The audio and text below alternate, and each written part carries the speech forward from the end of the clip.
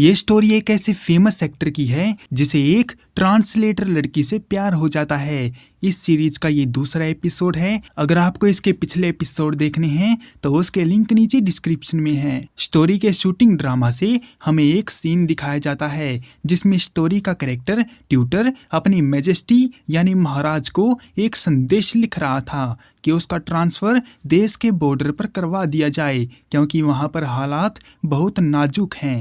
Main story में tang जाओ Ming वेई का एक टेस्ट लेने के लिए उसके करीब आता है तो मिंग वेई घबरा जाती है क्योंकि उसने अपनी बहन से सुना है कि जिस क्रू के साथ वो काम करने जा रही है वो एक अजीब सा टेस्ट लेते हैं। इसी घबराहट में मिंग वेई डिसाइड कर लेती है कि अगर टेंग जाओ ने कोई ऐसी वैसी हरकत की तो वो उसके अंडकोश फोड़ देगी, लेकिन ऐसा कुछ नहीं होता और मिंग वेई उस टेस्ट के रिप्लाई में एक समझदारी भरा जवाब देती है कि एक एक्ट्रेस को अपने काम को पूरी डेडिकेशन के साथ करना चाहिए और अपने परफॉर्मेंस को काफी अच्छी तरह से प्रेजेंट करना चाहिए। लेकिन ये आंसर टेंग जाओ को सेटिस्फाई नहीं करता। उसका कहना है कि मिंग वेई अपना सारा काम सेट पर दिखाएगी और अगर वो फेल हो गई तो उसको रिप्लेस कर दिया जाएगा और फिर कभी काम करने का मौका भी नहीं दिया जाएगा। इसके बाद मिंग वेई रेडी हो जाती है और अपने प्रिंसेस वाले कैरेक्टर के लिए प्रैक्टिस करने लगती है। वो पूरी रात जागकर अपने डायलॉग्स को याद करती रहती है। सुबह होने पर मिंग वेई जल्दी से सेट पर पहुंच जाती है और ऐसा दिखाती है कि वो अपने को स्टार से काफी इंस्पिरेशन लेती है ताकि अपने काम में परफेक्ट हो सके। उन दोनों का मेकअप हो जाता है और वो शूटिंग के सेट पर होते हैं। अब राजकुमारी मिंग हुआ का एक सीन आता है जिसमें उसे तितली पकड़नी होती है, लेकिन मिंग वेई तितली पकड़ते पकड़ते स्क्रीन से ही बाहर चली जाती है। इसी तरह वो कई बार गलती करती है और माफी मांगती है। डायरेक्टर मिंग वेई से परेशान हो जाता है और उसे निकालने की बात करने लगता है, लेकिन टेंग जाओ के रिक्वेस्ट करने पर उसने मिंग वेई को एक और मौका दे दिया। इन सब से मिंग वेई काफी नर्वस हो जाती है तो वहां पर उसका तीसरा को स्टार चैन आता है जो राजकुमार का कैरेक्टर प्ले कर रहा था। उसका कहना है कि पहली बार शूटिंग करने पर नर्वसनेस आ ही जाती है, इसमें कोई बड़ी बात नहीं है और टेंग जाओ जैसे एक्टर के साथ काम करने का मौका हर किसी को नहीं मिलता। चैन के समझाने पर मिंग वेई को थोड़ी हिम्मत आ जाती है और वो कल फिर से शूटिंग के लिए तैयार हो जाती है। वहीं जियाओ टेंग जाओ को समझाता है कि एक एक्टर को अपनी साथी एक्ट्रेस के परेशान होने पर मदद करनी चाहिए और उसको हौसला देना चाहिए, लेकिन टेंग जाओ की नजरों में तो हर किसी को अपना स्टैंडर्ड खुद ही सेट करना पड़ता है। कोई किसी की मदद के लिए नहीं आता, इसलिए जो करना है खुद के दम पर ही करना है। टेंग जाओ की बात सुनकर जियाओ थोड़ा इरिटेट हो जाता है। उसे लगता है कि टेंग जाओ के अंदर तो दिल नाम की कोई चीज है ही नहीं। शाम को मिंग वेई के पास उसकी बहन कियाओ का कॉल आता है। वो जानना चाहती है कि सब कुछ कैसा चल रहा है। मिंग वेई का कहना है कि वो उस कगार पर खड़ी है जहां उसको काम से लात मार के निकाल दिया जाएगा, जिस पर कियाओ मिंग वेई को हिम्मत देती है और उससे मिलने की बात कहती है। मिंग वेई भी उसको वहां आने की परमिशन दे देती है अगर वो अपनी ट्रेनिंग वाली क्लासेस से फ्री होती है तो। इसके बाद मिंग वेई को एक्टिंग से रिलेटेड कुछ टिप्स चाहिए थी, इसलिए वो बात करने के लिए टेंग जाओ के पास जाती है, लेकिन टेंग जाओ का कहना है कि उसकी एक्टिंग में ज्यादा कुछ दम नहीं था। लेकिन टेंग जाओ की नजरों में मिंग वेई के पास वो टैलेंट है जिसके बलबूते वो अपना एक नाम बना सकती है, इसीलिए टेंग जाओ उसे अपने आगे के शेड्यूल के लिए राजकुमारी मिंग हुआ की एक नोटबुक बनाने को कहता है ताकि वो प्रैक्टिस करे और उसकी एक्टिंग स्किल इम्प्रूव हो जाए। मिंग वेई खुशी खुशी वहां से चली जाती है और अगले दिन सेट पर जब लंच टाइम होता है तो चैन पहले से ही मिंग वेई का लंच ऑर्डर कर चुका होता है, इसलिए मिंग वेई उसी के साथ बैठकर लंच करती है। दूर बैठा जियाओ ये सब देख रहा होता है और वो टेंग जाओ को कहता है कि उसे कुछ करना चाहिए, लेकिन अपने सिग्मा लौंडे टेंग जाओ को लड़कियों में कोई भी दिलचस्पी नहीं है, इसलिए उसे घंटा भी फर्क नहीं पड़ता कि उसकी साथी एक्ट्रेस किसके साथ खाना खा रही है या किसके साथ घूम रही है। शूटिंग फिर से शुरू होती है और राजकुमारी मिंग हुआ का वही सीन फिर से आता है जिसमें उसे तितली को पकड़ना है। लेकिन उसके तितली पकड़ने से पहले वहां पर ग्रैंड ट्यूटर यानी टेंग जाओ आ जाता है। उसे राजकुमारी को पढ़ाने का काम मिला है, लेकिन राजकुमारी उसको धमकी देती है कि उन्हीं की वजह से उसकी तितली डरकर भाग गई, इसीलिए ट्यूटर को उसकी तितली पकड़कर देनी होगी,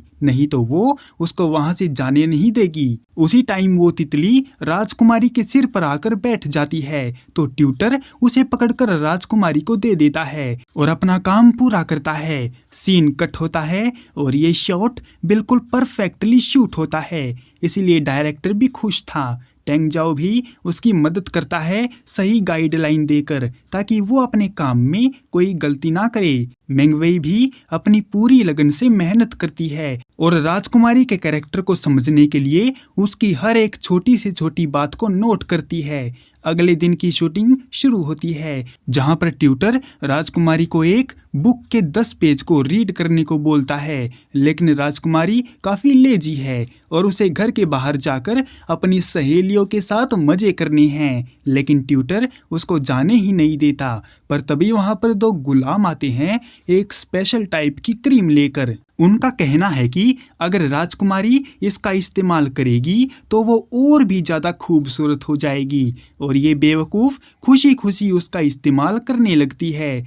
अब इन लड़कियों को कौन समझाए कि किसी भी टुच्चे प्रोडक्ट की इतनी औकात नहीं होती कि वो किसी को सुंदरता ऐसे ही उपहार में दे दे। हाँ, टेम्परेरी तौर पर तो ये दीदी लोग बहुत सुंदर हो सकती हैं, लेकिन इसका खामियाजा उनको आने वाले समय में भुगतना पड़ता है। ये तो वही बात हो गई कि ऊपर वाले ने तो उसको एक अच्छा इंसान बनाकर भेजा, लेकिन वो मोहतरमा इंसानों के बनाए हुए प्रोडक्ट का इस्तेमाल करके समझती है कि वो ऊपर वाले के मैन्युफैक्चरिंग डिपार्टमेंट की वाट लगा रही है, यानी कि आ जाओ 40 रुपए में सुंदरता खरीद कर ले जाओ।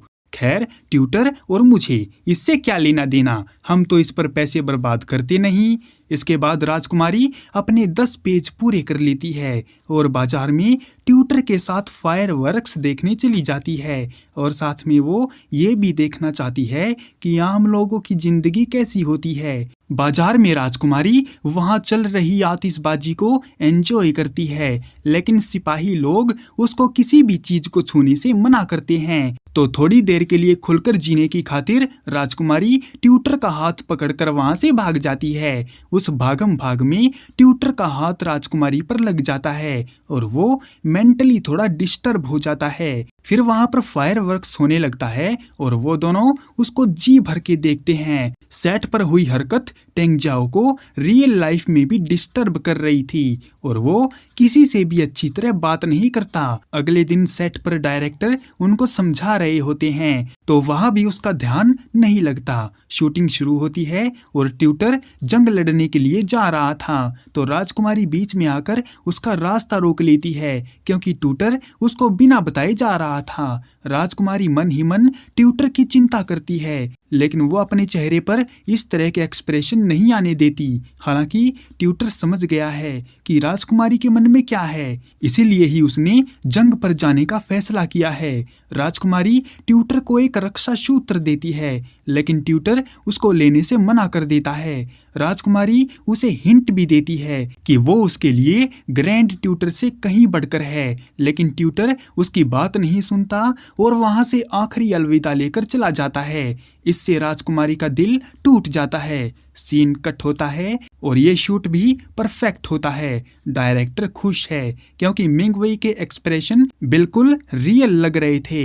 इसके बाद सेट पर चेंग याओ आ जाता है। उसे देखकर मिंग वेई थोड़ा मायूस हो जाती है। रात के समय चेन मिंग वेई के पास आता है और बताता है कि चेंग याओ ने इस हिस्टोरिकल ड्रामा में काफी इन्वेस्ट किया है और अफवाहें ये भी फैली हैं कि चेंग याओ इसीलिए शो में इन्वेस्ट करता है ताकि वो एक्ट्रेस का फायदा उठा सके। ये सुनकर मिंग वेई चिंता में पड़ जाती है क्योंकि उसे अपने एक्स का कोई भी एहसान नहीं चाहिए। पर तभी चेंग याओ उसको मैसेज करता है और रात को डिनर पर बुलाता है। मिंग वेई पूछती भी है कि क्या उसी ने शो में उसको काम दिलाया है, लेकिन चेंग याओ सारी बात डिनर पर करने को बोलता है और वहीं टेंग जाओ डिनर पार्टी में ना जाकर अपने रूम पर ही खाना खा रहा था। तो जियाओ उसको आकर समझाता है कि उसे डिनर पार्टी में जाना चाहिए, नहीं तो वहां मौजूद हवस के भूखे भेड़िए बेचारी मिंगवई को अपने जाल में फंसा लेंगे।